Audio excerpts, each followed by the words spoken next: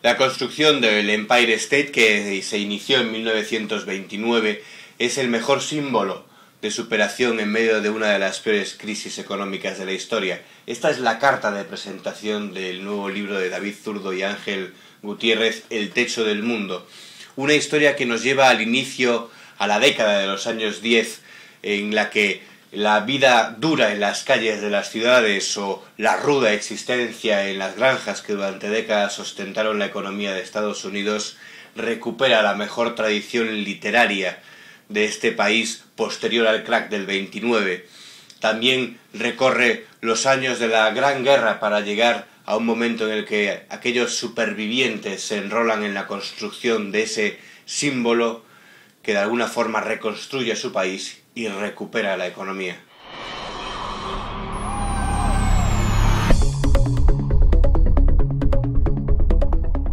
David, bienvenido a Periodista Digital. Muchísimas gracias. A ti siempre.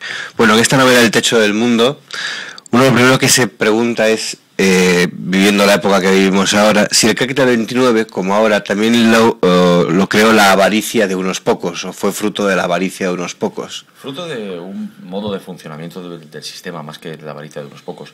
Yo creo que de todas formas hay paralelismos, evidentemente, entre la crisis del 29 y la actual, pero la actual, en mi opinión, es más grave que la del 29, por una razón muy evidente, y es porque en el año 29 todavía no había herramientas desarrolladas de protección social, leyes, por ejemplo, lo que tenían que, por ejemplo, hacer los bancos para poder funcionar. Y en cambio ahora llevábamos pues 80 años sin tanta crisis o 70 años y de pronto nos ocurre algo que teóricamente estaba previsto que se pudiera evitar o evitar en parte, con lo cual creo que la crisis actual es aún más grave que la del 29. Lo que pasa es que los efectos posiblemente no lo serán. Claro, porque que no sean tan graves los efectos, dice. Exactamente. Porque los efectos del 29 que tuvieron una gran depresión posterior, ¿de cuánto duró? Pues hasta prácticamente el principio de la Segunda Guerra Mundial. Depende de los países, lógicamente, claro. No se recuperaron antes que otros.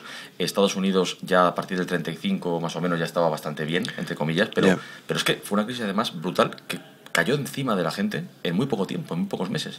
Sí. Y que llevó, bueno, pues por ejemplo, en casos extremos, a personas en Nueva York a vivir en Central Park, en una pequeña ciudad de barracas que le dieron el nombre de Hooverville, Hoover por el presidente de Estados Unidos, a que se responsabilizaba en parte de ese crack. Esto hoy en día no creo que lo lleguemos a ver. Desde luego, y menos en países como Alemania, que ya prácticamente ha salido de esta crisis, o en Estados Unidos, que empieza a salir. Pero que al final el efecto sea menor no quiere decir que la crisis actual no sea más grave. Más grave, porque de hecho en su libro, gran parte del libro lo dedica a esos años previos al crack del 29, a década de los años 10, guerra mundial, en la que se ve esa América de la gente que, bueno, tenía muy poco con lo que vivir, trabajaba muchísimo, casi el país lo sustentaban sobre sus hombros casi literalmente, y en eso esa quizás sea una de las diferencias básicas con la crisis actual, en la que nosotros vivíamos muy bien antes de la crisis, ¿no? ¿Cómo es esta diferencia? Sí, creo que nos habíamos acostumbrado además a vivir de una manera bastante fácil. Es decir, que casi todo llegaba con cierta facilidad y que eso desde luego no era así a principios del siglo XX, ni siquiera en países como Estados Unidos, cuyo desarrollo ya empezaba a ser bastante importante. No hay que olvidar, por ejemplo, que Henry Ford comienza a fabricar el Ford T antes de 1910. Es un coche que se empieza a vender prácticamente de una manera inusitada en todo Estados Unidos, porque la gente hace el esfuerzo, puede hacerlo, le funciona, le sirve para algo y quiere además vivir mejor, pero vivir mejor todavía con un concepto que hoy en día quizás ha perdido un poco, que es el ideal del esfuerzo, no del resultado, sino de que hay que hacer un esfuerzo para conseguir las cosas que uno quiere.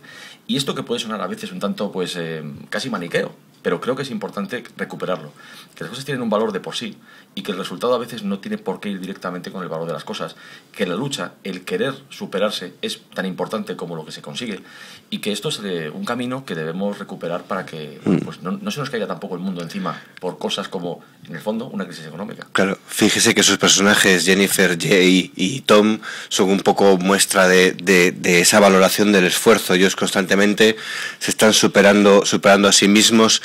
Y lo que le decía antes, ¿no? Quizá esa gente en un momento determinado, viendo que el país iba evolucionando hasta un momento determinado, no sé si en algún momento tuvieron la sensación de que, hombre, que parte de esa evolución era gracias a ese deslomarse día a día, ¿no? Por supuesto. Además, el concepto americano en esto es muy claro. Es que se aprecia y se premia el esfuerzo. y se reconocen los logros también muy rápido. Es un país en el que cuando el vecino consigue algo, pues gusta que pase. Algo muy distinto en otros países, no solo España, también en Europa, en otros países. Sí, pero de es muy distinto, sí. Es muy distinto, pero en América es así y él, digamos, se siente un orgulloso de los logros también del que está enfrente. Y yo creo que eso es algo muy importante, muy positivo, que hace que todos quieran hacer algo mejor. Incluso, por ejemplo, la propia construcción del Empire State tiene un dato para mí muy interesante, que es algo que a mí particularmente me fascinó. Y es que cuando se empezó a construir ya estaban en plena crisis. La crisis había empezado. El proyecto había tiempo de abandonarlo o regresar a un primer proyecto mucho menos ambicioso de un edificio de 50 pisos en vez de 102. Los industriales que lo construyeron sabían que iban a perder dinero con el edificio. De hecho, hasta 1950 aproximadamente no estuvo ocupado por completo. Y aún así lo construyeron. Quisieron que ese símbolo existiera. Lo construyeron aún sabiendo que iban a perder dinero. Hasta 1950 no estuvieron todas las oficinas ocupadas. 50 largos. Oficinas y viviendas. También hay gente que vive en el Empire State actualmente incluso. Porque se terminó de construir en el año 31. Y empezó el 1 de mayo. Y el 29 empezó el mismo año de... El 29 el proyecto estaba hecho, pero todavía no se había empezado a construir. Por eso que la construcción se había estaba el Empire State está donde estaba anteriormente el Waldorf Astoria. Sí, el hotel, eran ¿no? dos hoteles que se unieron, por eso el nombre Waldorf y Astoria. Originalmente eran dos hoteles diferentes. No sabía. Pero claro, entonces por eso era un solar muy grande. Claro. Lo adquirió la compañía. Waldorf Astoria fue a otro lugar. Existe actualmente. Sí, existe, claro. sí.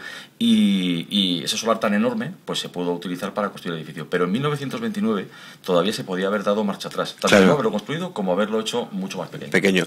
Pero realmente esa construcción ayudó a salir de la crisis. Yo creo que sí, por dos cosas. Primera, porque se vio que el mundo se quiere mover. Creo que es algo muy importante. Las personas queremos movernos, hacer cosas. La mayoría al menos. Y cuando se quieren hacer cosas, las cosas al final acaban haciéndose.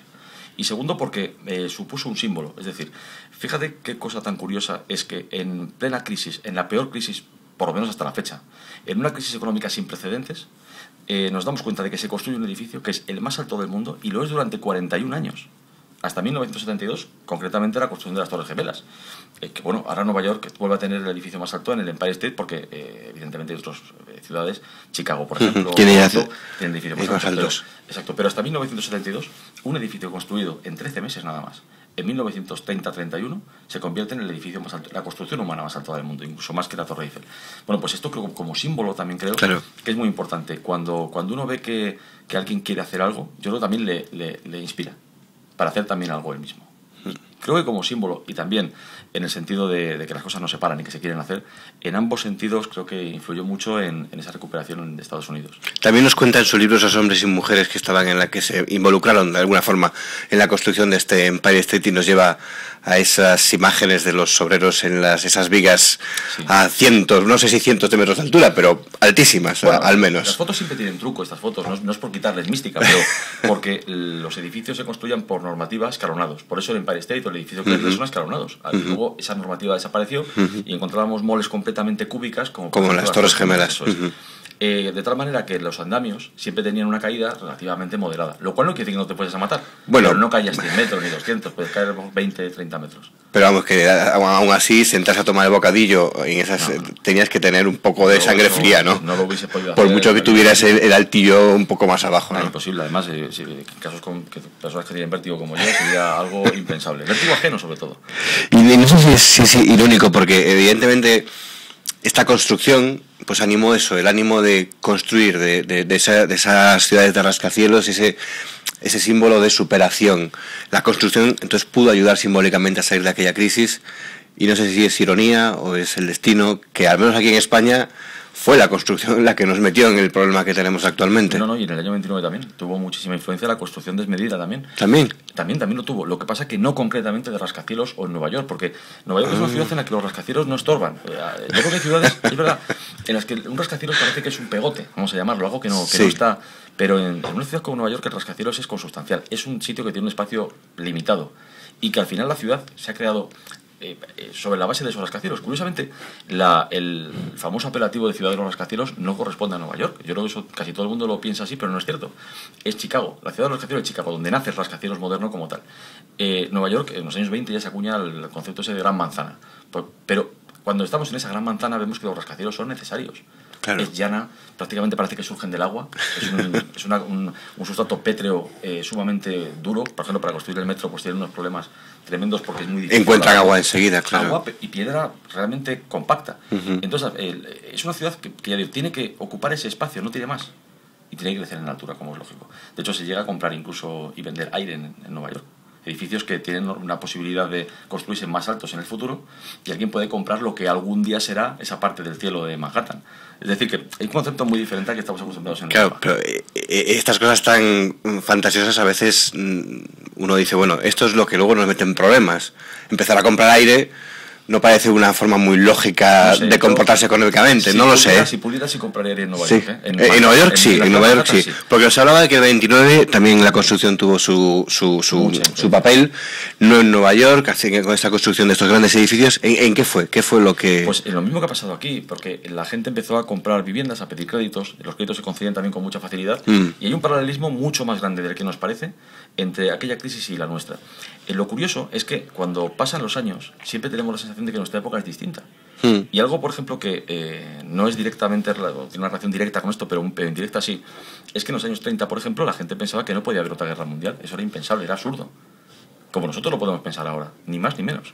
Y de hecho la hubo y fue la peor, la más terrible de toda la historia. Con lo cual, creo que al final los paralelismos siempre son, digamos, están ahí. Las crisis ocurren prácticamente por lo mismo. Personas que quieren ganar dinero con demasiada facilidad y personas también que aceptan ganarlo, en plan pequeño me refiero, también con demasiada facilidad, sin mirar por qué lo están ganando. Porque hay veces que, bueno, pues no se puede generar un dinero de la nada. Y eso es algo que los sistemas financieros actuales permiten hacerlo durante un tiempo hasta que explotan. Igual que permitió en el crack del 29, por ejemplo, o aquella crisis, no sé si la conocerá usted, que contaba Fernando Trías de según un libro, la crisis de los tulipanes, que la gente compraba a futuro bulbas de tulipán, que era más o menos lo mismo. Van a valer un edificio, un tulipán, es que es increíble. Pero no aprendemos. Pero es un valor que no lo tiene. Es que la gran diferencia, por ejemplo, por eso quizá Alemania ha salido de la crisis con más facilidad que España, es porque ellos fabrican cosas, fabrican objetos, cosas necesarias. Un Mercedes, por así decirlo, por decir la marca, puede ser más barato o más caro, pero se puede vender, es decir, es un valor. Uh-huh. Lo que nosotros teníamos a veces era solo la burbuja, solamente la forma de inflar algo que nos daba una sensación de bienestar, de economía. Que fue real en el sentido de que, bueno, sí, se disfrutó, era real, pero que estaba basado en cimientos muy poco sólidos.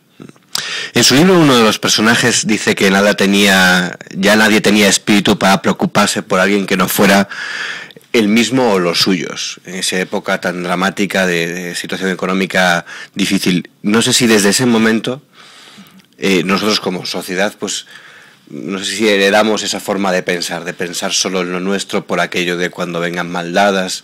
Esta frase hace que pensar, ¿no? Da que pensar. En alguna medida, pero creo que eso ha cambiado mucho para bien. La verdad es que, bueno, como es obvio, las personas que estén pasando lo peor en una crisis, en esta concretamente o en cualquier otra económica, pues no se puede decir que no tenga importancia. Pero si las mismas personas que hoy en día sufrimos en global, ¿no?, la crisis, estuviésemos en el año 29, veríamos que las cosas eran muy diferentes en ese sentido. Las protecciones existían, pero existían de una manera muchísimo más reducida. Ya digo, las leyes mismas no defendían tanto al ciudadano. Uh-huh. Se critica mucho, últimamente también a veces, que se dé tanto dinero, por ejemplo, cuestiones como el plan de rescate de Grecia, sí, cuando eso es precisamente lo que hace que nuestras sociedades sean lo que son hoy en día, que se rescate, es decir, que no se permita a cada uno pues se acabe ahogando porque sí. Y eso es lo que creo que debemos valorar más y de lo que nos tenemos que sentir más satisfechos. Lo demás pasará. Es lo que hemos aprendido de una crisis a otra, aunque volvemos a caer en esos errores de inflar ciertas burbujas, hemos aprendido eso al menos. Sí, yo creo que sin ningún tipo de duda. Los poderosos siguen queriendo ganar dinero, pero cada vez las leyes lo impiden un poquitín más. Claro. O se lo ponen más difícil. Les obligan a repartirlo un poquito, que eso también es importante. Hay otros como Bill Gates que directamente lo que hacen es que lo reparten ellos mismos. mismos. Claro. Y construyendo el Empire State, hablábamos de ese símbolo de superación. ¿Qué Empire State necesitamos hoy? Pues yo creo que el Empire State no tiene por qué ser material, no tiene por qué estar construido, no tiene por qué ser ni un edificio, ni un objeto, ni nada que esté físicamente en un lugar, sino tiene que estar en nuestra mente. Tenemos que pensar que mirar hacia arriba siempre es mejor que mirar hacia abajo, porque en cualquier caso lo que hagamos nos va a permitir mejorar, avanzar, dar pasos hacia lo que realmente deseemos. A veces lo conseguiremos y a veces no, pero al menos así tendremos la posibilidad de conseguirlo. Por eso creo que es un símbolo que puede estar en nuestro corazón, en nuestra mente. Cada persona, según además sus creencias o su forma de pensar, lo puede proyectar en algo diferente, pero siempre de avance, de superación y de esperanza. El techo del mundo, una forma magnífica de contarnos todo esto de lo que hemos estado hablando aquí, David. Muchas gracias por estar aquí. Muchísimas gracias.